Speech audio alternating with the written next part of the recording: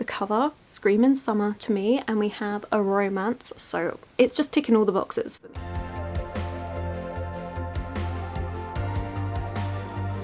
My loves, and thank you for joining me. It's Kirsten and we're doing my summer TBR. I'm really enjoying doing these seasonal TBRs. In spring it didn't go exactly to plan. We read 5 out of the 10 books that I have for these TBRs, but that's still half. So that's still pretty good. The way this works is I have 10 books, one of which is a non-fiction pick, one is a reread, and then 8 books which either the covers really remind me of spring, no, summer, we're in summer, or the vibe of the book gives me something to do with summer. So in summer I generally like things with a bit of romance or just a bit of fun and all of that. So that is what this list is, and hopefully in summer we can read, let's aim for 7 out of the 10. That would be really good. The non-fiction pick for summer is going to be Being Lolita, a memoir by Alison Wood. And Alison is an English professor and she is teaching Lolita, which is bringing up her past of being groomed by her English teacher. He groomed her using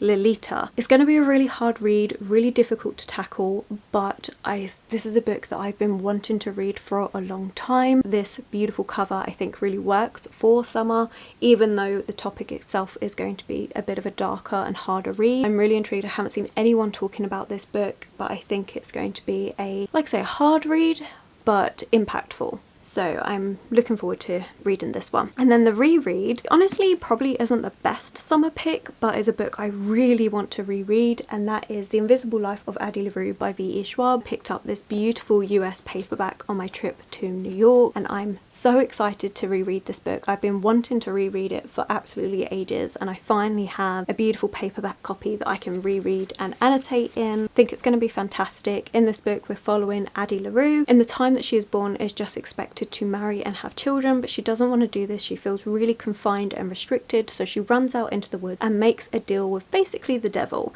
to get her out of this, and she does get out of it. However, she now lives forever and not a single person can remember her. So if she walks out of a room or a door closes between them, that's it. The person that she was interacting with completely forgets her. And so you're looking at life with what is living if people don't remember you. It's quite a hard-hitting book, to be honest, but it's so beautifully written. It's my favourite V.E. Schwab book. It is so lyrical and beautiful. It's the type of writing I adore. So yeah, I'm really looking forward to rereading this one. I think it's going to be fantastic. So that's my reread for summer. But now let's get into all the other books that I want to read in summer, starting off with a contemporary, which is Boy Parts by Eliza Clark. I think this is going to be a good summer pick just because of the sheer chaos that I think this book is going to have. From what I've seen, a lot of people reference this as like female rage books. We're following Irina and she takes explicit photographs of the average looking man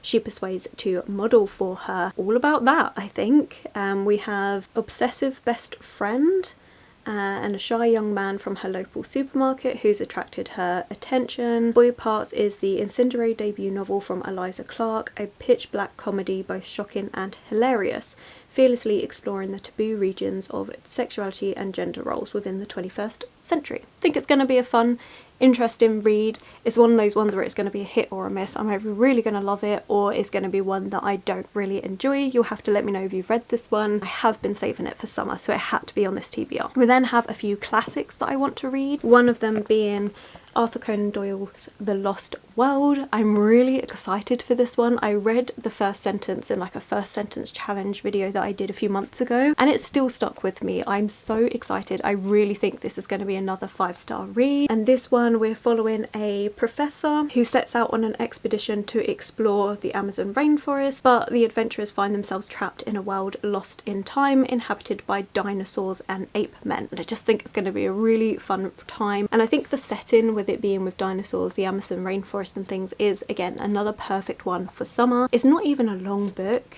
It's less than 200 pages. It's 189 pages, so this is going to be a really quick, fun read. I have high expectations of this. I can't wait. I've only ever read his Sherlock Holmes series, so I'm really intrigued to see what his writing style is going to be like in more of an adventure tale. Highly excited. You'll have to let me know again if you've read that. Let me know if you've read any of these and what you think, and whether you think summer is a good time for these. Another classic is Picnic at the Hanging Rock, and this is an Australian classic. And the reason why I'm wanting to read this one in summer is because it actually takes place in summer. In a cloudless summer day in the year 1900, everyone at Appleyard College for Young Ladies agreed it was just right for a picnic at Hanging Rock. However, after lunch, a group of 3 girls climbed up into the blaze of the afternoon sun, pressing on through the scrub into the shadows of Hanging Rock, further, higher, until at last they disappeared.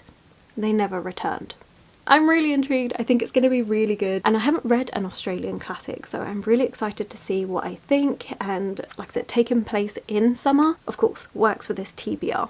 So again, that's another one that I have really high hopes for. So yeah, that's going to be good. And then the final classic I want to read is L'Adore by Mary Shelley, and look at this beautiful cover. It is absolutely perfection.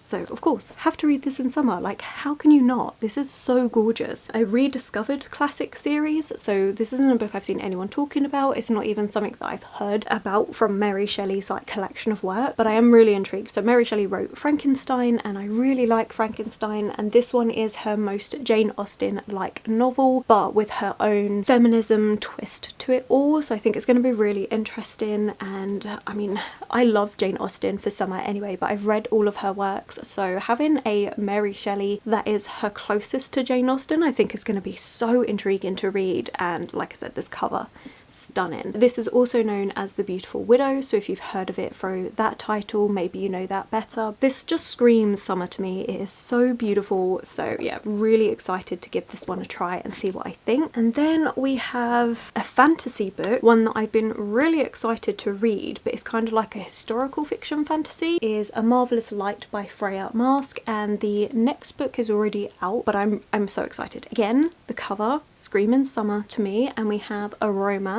So it's just ticking all the boxes for me so far. We are following a baronet, Robin. He is struggling to save his family estate from his late parents' excesses. A new job seems perfectly timed. However, no one tells Robin that he'll be acting as the parliamentary liaison to a hidden society of magicians, or worse, that the position is only open because his predecessor has gone missing, which sounds absolutely fantastic. So Robin discovers magic's wonders. He is put under a dangerous curse. He'll need Edwin, his magical society counterpart, to help him navigate these hazards, but his aloof associate clearly wishes Robin were anyone and anywhere else. It's gonna be really cool, and there's gonna be a bit of romance between the two of them. Sounds absolutely fantastic. I'm really excited. Beautiful. And the next one is A Restless Truth. It is already out, but obviously I don't want to pick that one up until I've read this. Beautiful. Screams summer.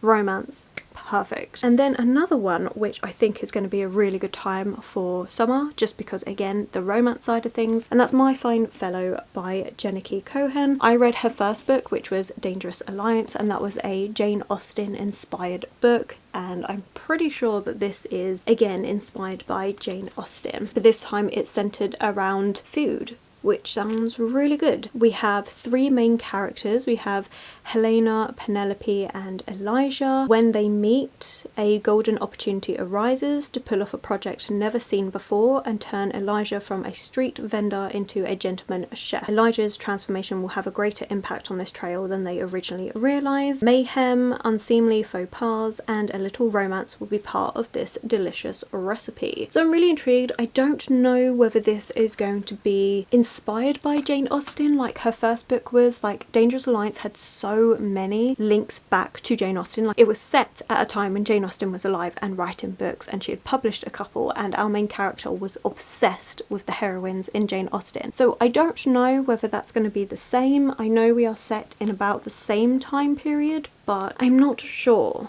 if we're going to have those links. So it's the reason why I've been putting it off, because I was really hoping it was going to be a continuation of Dangerous Alliance, and it's not, but I liked her writing enough that I want to give it a try regardless, so that's what I'm going to do. This should be a fun time, and again, the cover, like all these colours, beautiful. And then the last 2 are some murder mysteries, because I don't know why, but a murder mystery I think is good for any time of the year, to be honest, especially fun ones. So the first fun one we have is A Shot in the Dark by Lynn Truss. This isn't one that I've seen anyone talking about, but it's a book I got for free when I was picking up another book. It sounds fun. It also takes place in Brighton, which you know, summer, seaside, it works. But we have Inspector Stein really enjoys his life as a policeman by the sea, no criminals, no crime, no stress. So it's really annoying when an ambitious, not to mention irritating new constable shows up to work and starts investigating a series of burglaries. I think it's going to go from there. I think, honestly, I'm not expecting loads. I'm not expecting a new favourite murder mystery at all. I am thinking it will be a fun, light, entertaining read, which is perfect for summer, in my opinion. And then the very last book we have is The Box in the Woods by Maureen Johnson. This is the 4th book in the Truly Devious series, although that finished up with a trilogy, and this is kind of continuation. We're following Stevie, and she wants nothing more than to be Sherlock Holmes. In the first trilogy, she was uncovering the mystery around the school that she was going to, and you're seeing that overarching mystery across the 3 books, but within each book there is a smaller mystery that is solved. I'm not sure if that's going to be the same in this one. This time we are looking at a camp that is invited her to come along and solve a murder mystery that happened in 1978, and it is taking place across summer. So again, I think that's going to work really well. I am intrigued. I do like a good YA murder mystery as well. I think the most YA books that I read are actually murder mysteries. I do enjoy YA fantasy, but they're becoming more select authors rather than a general enjoyment. But a YA mystery, on the other hand, I really enjoy. So that's that one. So there we go. We have 10 books, oh my god, to read this summer.